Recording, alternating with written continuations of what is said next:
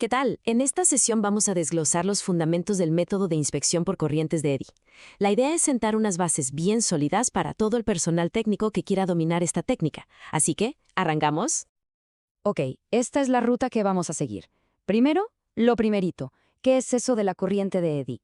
Después, nos metemos con la física que hay detrás. Luego, las variables que de verdad importan en el día a día de la inspección. Y cerramos con lo bueno, cómo se ve todo esto en la práctica y qué detalles no se nos pueden pasar. Muy bien, vamos a empezar por el principio. Para que todo lo demás tenga sentido, tenemos que entender perfectamente qué es una corriente de Eddy y, sobre todo, cómo se genera. Aquí está la clave de todo el método. A ver, no es que estemos colectando cables y metiendo corriente a la pieza, para nada. Lo que hacemos es algo mucho más elegante. Usamos un campo magnético para inducir que se generen estas corrientes eléctricas dentro del propio material. Por eso se llaman inducidas. Y esta imagen lo explica perfecto. La sonda crea un campo magnético, y ese campo, al interactuar con el metal, hace que los electrones empiecen a moverse en círculos, como si fueran pequeños remolinos. Esas son nuestras corrientes de Eddy. Siempre fluyen de forma perpendicular al campo magnético que las creó. Y bueno, ¿para qué sirve todo esto? Pues la verdad es que es una técnica súper versátil. Claro, sirve para encontrar grietas, que es lo más común, pero también podemos usarla para medir el espesor de una pieza o de una capa de pintura e incluso para diferenciar entre distintas aleaciones o tratamientos térmicos. Ahora, para que estas corrientes se comporten de una manera que podamos medir y entender, todo depende de dos propiedades básicas del material que estemos inspeccionando. Vamos a verlas: la conductividad y la permeabilidad. Primer punto, y es importantísimo, la conductividad. Pensemos en el cobre o el aluminio, que son muy buenos conductores. En ellos, la corriente de Eddy es muy fuerte, muy intensa, pero se queda muy cerquita de la superficie. En cambio, si nos vamos a un material menos conductor como el titanio, la corriente es más débil, pero a cambio logra penetrar mucho más profundo. Y ahora, la otra cara de la moneda, la permeabilidad. Esto aplica sobre todo a los materiales ferromagnéticos, como los aceros. Una alta permeabilidad magnética actúa como si fuera un escudo. No deja que el campo magnético penetre, y por lo tanto, las corrientes de Eddy se quedan atrapadas en una capa súper delgadita en la superficie. Esto limita muchísimo la profundidad de la inspección en estos materiales. Entonces, para ponerlo en claro, las dos propiedades, conductividad y permeabilidad, nos dicen qué tan profundo podemos ver dentro del material. Pero hay que tener algo muy presente. En los materiales ferromagnéticos, la permeabilidad es la que manda. Es el factor que más nos va a limitar, y por mucho. Ok, ya tenemos los principios físicos.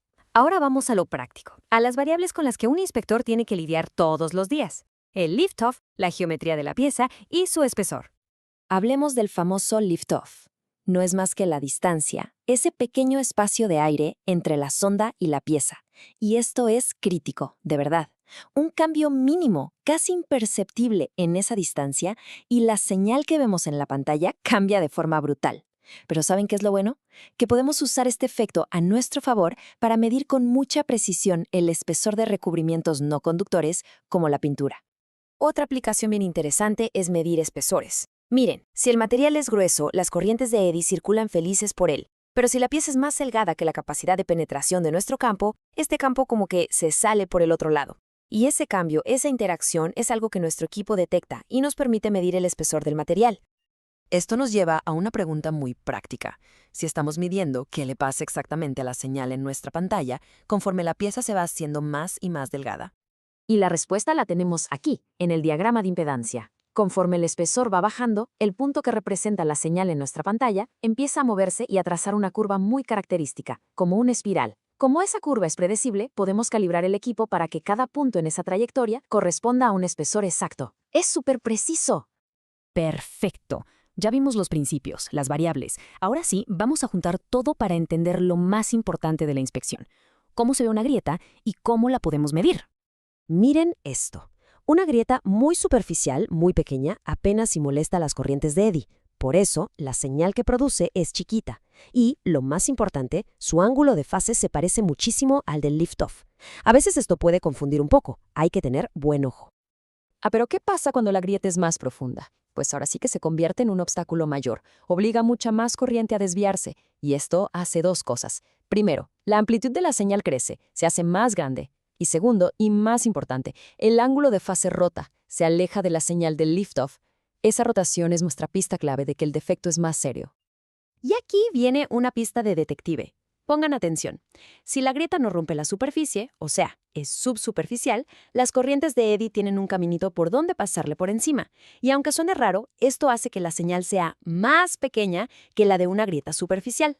La amplitud baja, pero el ángulo de fase sigue rotando. Entonces, la gran lección aquí es que nunca hay que juzgar un defecto solo por qué tan grande es la señal en la pantalla.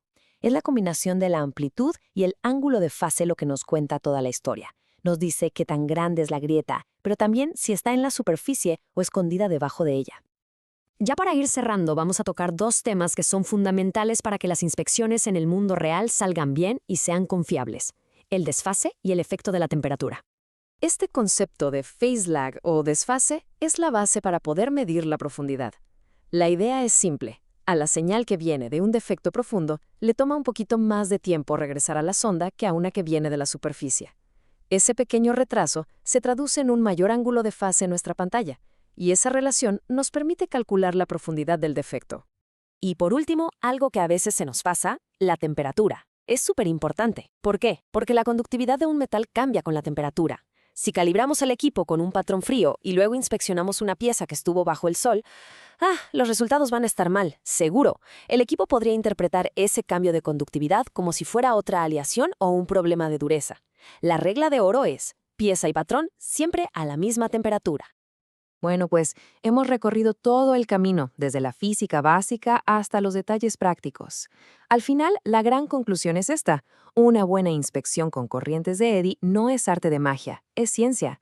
Se trata de entender y controlar perfectamente cada una de estas variables para ajustar y calibrar el equipo justo para lo que necesitamos encontrar.